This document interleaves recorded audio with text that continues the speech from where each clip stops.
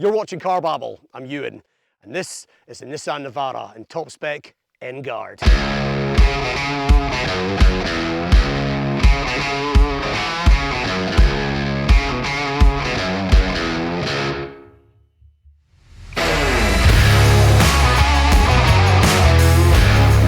Now, pickup trucks have been around for a long time, and in America, obviously they're massive. But over here, I think people are starting to view them in some cases more as a hybrid vehicle with the potential to kill two birds with one stone by having a work hauler to cart all your crap about, but also potentially your family as well. So what's good about this Nissan Navara? Well, that's what we're going to try and answer today. So if you enjoy my videos, don't forget to like and subscribe. Otherwise, buckle up. Let's get into it.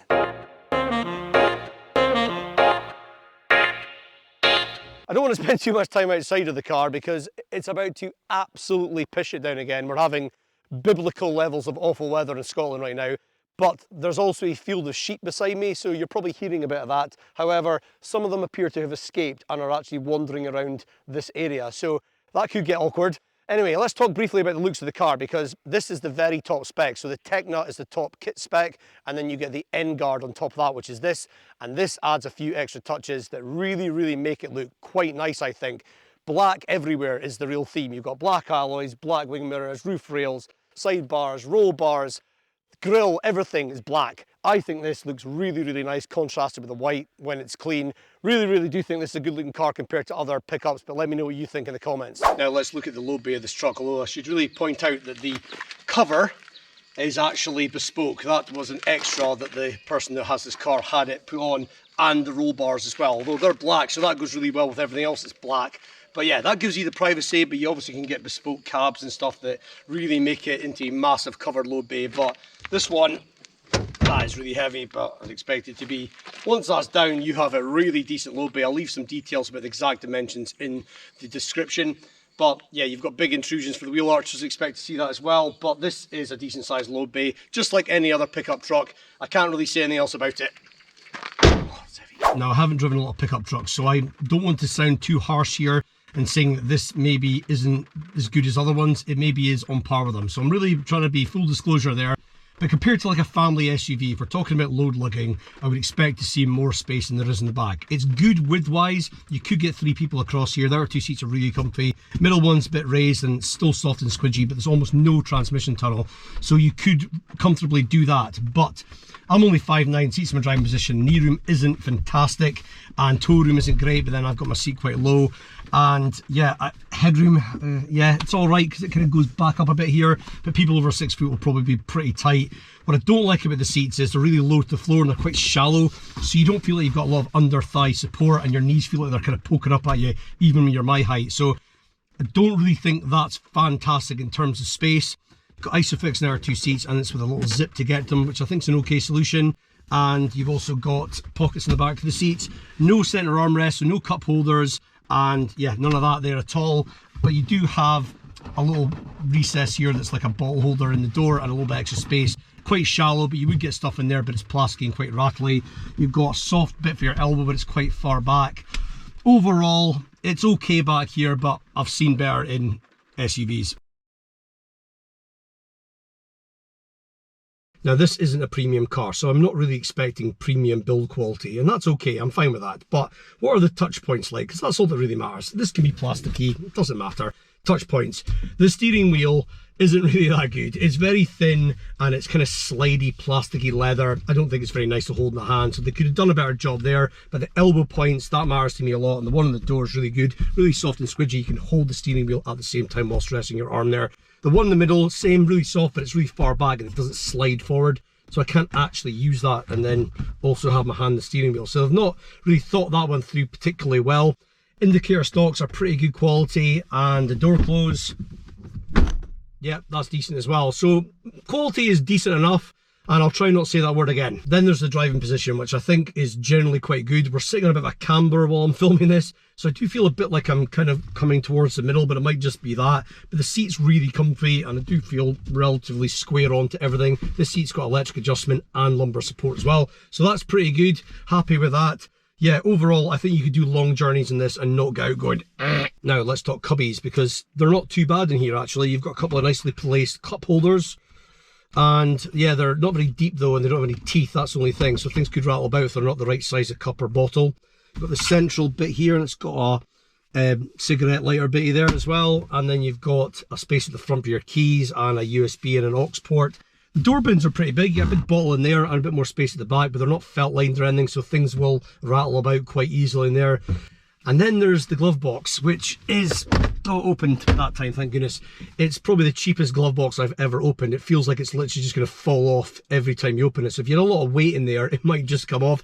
Because it did come off earlier, I had to fit it back on again. So not a very good glove box, but the size of it technically isn't too bad. You've also got a glasses holder up here, which is great. Don't see that too often these days. Yeah, it's got an old school feel about it in here in that regard, which I like. But this center console is old school but functional. I really like that you've got these simple little clicky buttons for your heated seats. Just, you want it high, click. You want it low, click. Boom. That's all you got to do. Very simple. Love that. Nothing more than that needs to be done. And you've got simple buttons here for your different drive modes, for your two-wheel drive or your four-wheel drive. And then you've got hill descent control and things like that, and another 12 volt. And then you've also got your AC controls, which are fully button related. There's no touch screenery here, thankfully, and they're really easy to use. So that's all good. And then this infotainment system, which is quite old school. It's showing its age now, but it's got nice shortcut buttons. It's not very laggy. And yeah, it's touchscreen as well, but I just think it's actually reasonably all right to use, to be honest. I think this car's supposed to have Apple CarPlay and Android Auto, and I'd love it if somebody could tell me if that is in fact the case, because the spec sheet would suggest yes, but I cannot find it at all. And that is really quite strange. And I'm wondering if it's maybe because this cable that comes with this car, or that the owner of this car has, when I connect my phone, it's not registering it. But for some reason, I am not seeing Apple CarPlay and Android Auto, but it should technically have it at this age of car, which is a 2021. So that's weird, but technically let's assume that it's meant to have that, and that obviously makes the system feel a lot more modern, so happy with that. Really don't have any major complaints about the system. You've got physical controls for volume and stuff, and little knobs, love that. But something that really is bothering me is that this screen is facing away from the driver, and it's not even neutral. It really does feel like it's centered around the passenger. And this is a Japanese car, and they drive on the same side of the road as we do in Britain, so you'd think that would have meant the primary market would have been for this side of the car. But I'm willing to bet that they sell more of these in other countries that are left-hand drive cars, like America. And they built it for that. And when they then put the steering wheel on this side of the car, they went, it's too much hassle to just change all this to face this way. So they didn't bother to do it to save cost. That really, really annoys me. And I just think that is a sign that you're just not as valued a customer as other markets. And if somebody wants to tell me that's not the reason, I'm happy to hear it. But I've seen this before. I'm willing to bet you that's the reason for that. But that faces away from you, and therefore it makes it feel like a smaller screen, and it's just not very driver centric. So yeah, don't like that. This driver's cockpit though is all right. It's just analog on the sides. You've got a little bit of digital information in the middle, and you've got good button functionality on the steering wheel, nicely damp buttons. And on this left side, you've got your volume, your track skip, and you can muck about your screen. On the right, you've got your cruise control, no adaptive cruise, and your voice control settings as well. So yeah, easy, simple, functional. That's all you want. Now I'm going to read the names of the different specs that you can get with this, because they're a bit hard to remember because they're a bit weird. And yeah, just Vizia is the base one, Ascenta, then N-Connecta, and then Tecna, and then N-Guard. You know, they're sitting around the room going, right, what are we going to call the top spec? And somebody goes, guys, I've got this. N-Guard. Oh, yes, mate. They're just rubbish names, aren't they? But anyway, that's what this one is. And it does have quite a lot of stuff. You get this half leather seats, you get the sunroof, obviously all the stuff I talked about in the exterior. You've got heated seats as well. You've got electric seats. You've got, I hope, Apple CarPlay and Android Auto, but as you know, I'm not sure about that. You've also got a 360 camera, rear view camera, some safety kit as well for emergency braking and stuff like that. It's really quite well spec'd, barring adaptive cruise control and a head-up display and maybe a slightly better stereo. There's not a lot of things missing here. So if this was going to be your car for your family, but also your work vehicle, you probably want to go to Tecna or this N-Guard and get some of these extra niceties to make it feel that little bit more special. One of the other things that's really good about this car is it's got a 3,500 kg towing capacity, which is about as good as it gets in the pickup truck range. So that is really good to know.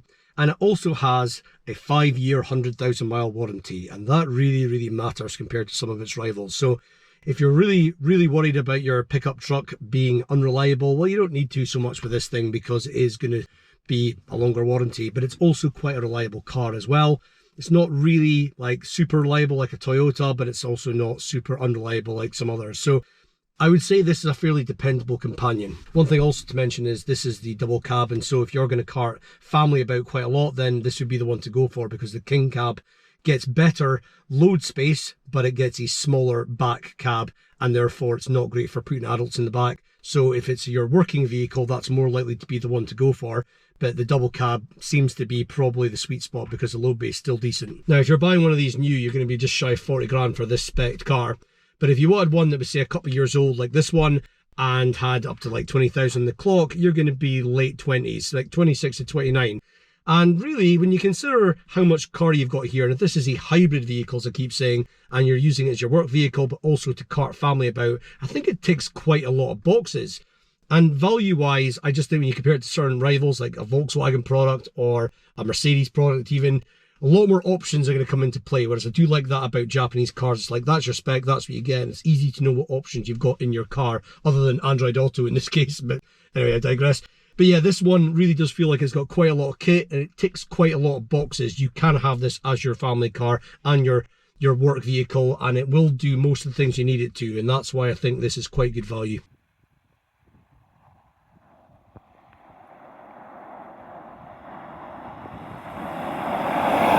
So, what's this baby like out in the road? Well, in terms of performance, it's all right, but there's definitely pickups out there that have more performance and 6-cylinder engines. This one has 2 guises of a diesel turbocharged engine. It's a 2.3 litre 4-cylinder.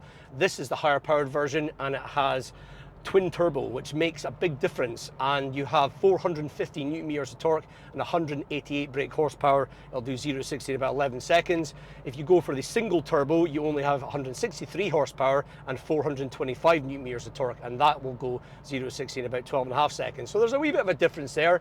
For me, if you're going to be carting around a lot of stuff, this is the one to go for. Having said that, most of the torque is low down, so it's great for lugging stuff about, but it really doesn't feel like you've got an awful lot of performance there for doing quick overtaking maneuvers, and that's not going to bother most people that own a pickup truck. But if you're using this as your family car as well, that's when, you know, life gets in the way and you're taking your kids to the swimming pool or something and you're in a rush and you want to be able to overtake people easily, and I just wouldn't really want to do that in this car unless I had a clear bit of road, because it does not feel like it's particularly sprightly. Now, the steering is what I would expect it to be in a pickup truck. It's light, it's pretty lifeless, and there's not a lot of feel there, but yeah, I'm okay with that for a pickup truck. What could be better, I think, even for a pickup truck, is the handling and just generally how much it rolls in the bends. Yeah, when I go around a corner, I do feel like I really want to slow down. I just feel like it's quite off balance, and obviously there's no load in this car. If it had stuff in it, I don't know if that would make a difference in a positive or negative way, but generally feel like going around a corner, I am really not encouraged to do it particularly fast. And again, if that's your family car and you're in a rush, that might be something that might bother you more than if it's just your work car. Suspension and ride comfort isn't as good as I was kind of hoping it would be. It's I do feel a few of the bumps and imperfections quite a bit, and I feel it really vibrating through the steering wheel. If you're buying a pickup truck, is that something that's going to bother you again? Probably not, but it's not possibly as soft over the bumps as I would have hoped, considering also how wallowy it is in the bends. Now, this is the 6-speed manual. You can get a 7-speed automatic, so I can't tell you what that's like. However, this manual is probably the one to go for. I would have thought if you have it as a working vehicle, you've just got that little bit extra control depending on the terrain you're on and things, if you've got a manual, so I would probably recommend that. But it's yeah, it's an alright gearbox to change. It's not, I've definitely had smoother gear changes, but they feel like they're the right length of throw. So yeah, overall pretty happy with the gearbox. But yeah, you really do need to drop some gears when you're going up a hill. Visibility is really good though, all the way around the car. You get huge wing mirrors as well, 360 camera on this spec, and resolution's not amazing, but you've got it, and just generally think you're not going to have any issues with knowing where you are with this car when it comes to parking and things. So yeah, that is good. Now, refinement's pretty mixed. You've not got a lot of noise coming in the cabin from the wing mirrors or from the tyres, but you do really hear that diesel engine. It's pretty loud and rattly. Again, I don't think that's something that's going to bother people particularly much that own this car, but you really do hear that ringing out. Something else to note is that this is a optional 4-wheel drive car, but you generally drive it in 2-wheel drive unless you have it loaded up, and it's rear-wheel drive, which is the case with most pickups. And that might not be an ideal scenario if this is your hybrid family car. Driving a big thing like this in winter time, rear wheel drive, okay, you could put winter tires on and all that, but it's not really the ideal type of drivetrain for that kind of driving. So that's maybe something to bear in mind if this car would be something you use for more than just work. But even at that, I know the owner of this car says that driving in winter in two-wheel drive mode a few times has been quite dicey. But if we're talking competitors, there's quite a few of them. You know, you've got the Toyota Helix, which is very well regarded and reliable. You've got the Mercedes X-Class, which is going to be a lot posher and have a V6. The Volkswagen Amarok can also get a V6 with that if you want. You've got the Mitsubishi L200, the Ford Ranger, that can also be with a V6. So until I've driven them, I can't definitively say whether or not this one stacks up against those. But in terms of the driving experience, I wouldn't say I'm blown away by it. But yeah, I need to drive those before I can really say whether that is just me comparing to more like cars, or if compared to other trucks, this one maybe isn't as good as them.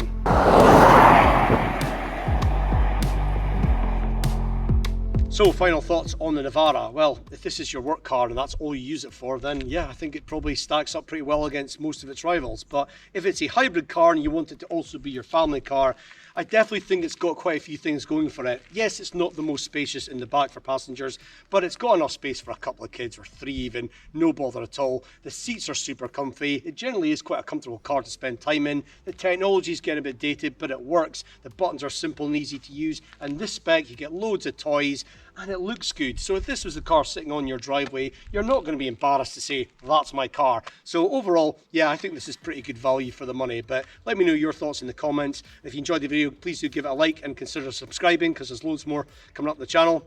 Thanks very much, and I'll see you in the next one.